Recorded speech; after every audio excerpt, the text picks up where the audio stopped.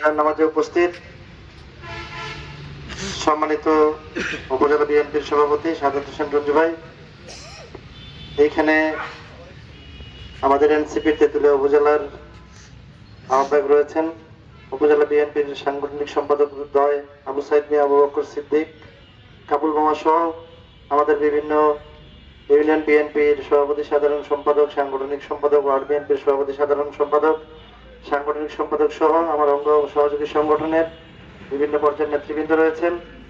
আমাদের অত্র এলাকার এই উপজেলার সর্বস্তরের বিভিন্ন জায়গা থেকে আপনারা যারা জানাজার নামাজে উপস্থিত হয়েছেন, আপনাদের সবাইকে সালাম জানাই। আসসালামু আলাইকুম রহমতুল্লাহ।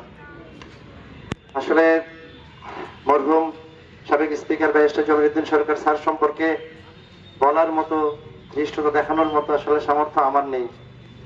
স্যার হচ্ছেন আমাদের কাছে কত বড় একজন মাপের মানুষ। আমরা একই দলে রাজনীতি করতাম, ওনার কাছে আমরা ক্ষুদ্র একজন কর্মী হিসেবেই ওনার পাশে সবসময় থাকার চেষ্টা করে আসছি।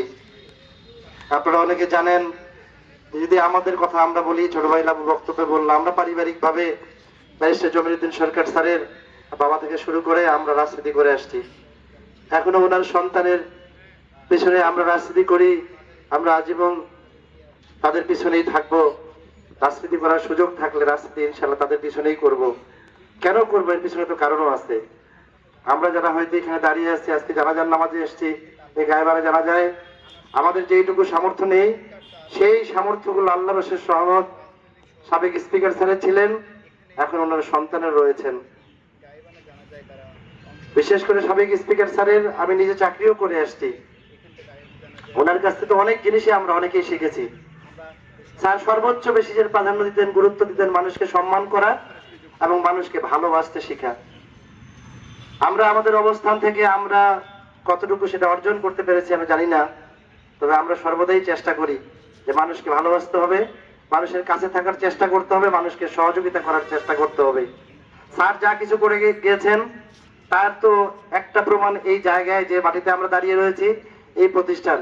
ব্রিজটা পার হইলেও পাশে ভজনপুর কলেজ আছে, তেঁতুলিয়া কলেজ, অনেক বড় বড় মাঝিপাড়া কলেজ আছে, অনেক বড় বড় প্রতিষ্ঠান রয়েছে, যে প্রতিষ্ঠানগুলো কিন্তু আমাদের মাননীয় স্পিকার স্যারের সাহায্যেই করা। শুধু শিক্ষা প্রতিষ্ঠান, রাস্তাঘাট বলেন, ধর্মীয় প্রতিষ্ঠান বলেন, আমাদের বিভিন্ন পরিবারের সন্তানদের কর্মসংস্থানের জন্য, যে চাকরির জন্য যেটা প্রয়োজন সেগুলো বলেন, ওনার জীবদ্দশায় উনি অনেক করেছেন, যা আসলে বলে শেষ করা যাবে না। আমি বেশি কথা বলবো না। আমরা সবাই এই এলাকার মানুষ, এই উপজেলার মানুষ। আমরা স্যারকে অত্যন্ত সম্মান করতাম, শ্রদ্ধা করতাম, ভালোবাসতাম। আমরা শুধু আজকে আমাদের কাছে একটু আফসোস, আপনারা জানেন যে ওনার সহধর্মিনী যখন ইন্তেকাল করেন তখন আমি ঢাকায় ছিলাম। আমি আর স্যার অনেক চেষ্টা করেছিলাম যে দাদিকেও আমরা ভজনপুরে নিয়ে আসে ওনার দাফনের ব্যবস্থা এখানে করি। আমি খুব চেষ্টা করেছিলাম, কিন্তু যেহেতু ছোট ভাই লাবু বলল দাদির বাবার বাড়ি হচ্ছে আপনারা জানেন দিনাজপুরে, ওনার বাবা মায়ের কবরের পাশে ওনার দাফনের ব্যবস্থা করার জন্য উনি বলে গিয়েছিলেন, সেই কারণে ওনার দাফন সেখানেই হয়। কিন্তু আপনারা এটাও জানেন যে সাবেক স্পিকার স্যার লাস্ট যে মিটিংটা করে আমার মিলে চাটালের মধ্যে আমরা দোয়ার অনুষ্ঠান করেছিলাম, সেই দোয়ার অনুষ্ঠানে উনি বলেছিলেন যে আমার দাফন কিন্তু ভজনপুরের মাটিতেই হবে। আজকে আমরা আসলে ভোর থেকে আশাই ছিলাম যে স্যারের দাফন এইখানেই হবে। হয়তো আমরা আজকে গায়েবানা জানাজা করছি, তখন সরাসরি জানাজা করতাম, আমরা স্যারের কবরে হয়তো দুমুঠো মাটি দিতাম। সে সুযোগগুলো আমাদের হলো না, কিন্তু এর পিছনেও তো একটি কারণ আছে। আজকে ঢাকায় আসলে ওয়েদারটা এত খারাপ, দুর্যোগপূর্ণ আবহাওয়া, প্রায় ঢাকা শহরে অনেক জায়গায় কিন্তু ডুবে গেছে, বৃষ্টি হচ্ছে প্রচুর, বিশেষ করে ঢাকা থেকে শুরু করে অনেক অনেক বৃষ্টি। সেই কারণে আসলে দুর্যোগপূর্ণ আবহাওয়ার কারণে ইচ্ছা ছিল আমাদের এমপি মহোদয়ের নিয়ে আসার, কিন্তু আনতে পারেননি।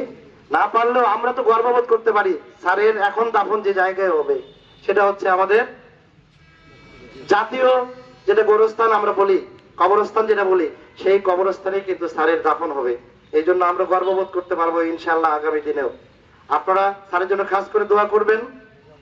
যদি স্যারের জীবদ্দশায় কারো মনে কোনো কষ্ট দিয়ে থাকে, অবশ্যই আপনারা ক্ষমা সুন্দর দৃষ্টিতে দেখবেন, এবং আবারও অনুরোধ করছি স্যারের জন্য দোয়া করবেন, স্যার যেন ইনশাআল্লাহ জান্নাতবাসী হয় সেই প্রত্যাশা ব্যক্ত করে আমি আমার কথা এখানে وزكريا وأنثى يئسه منا فأحييه منا فتوفه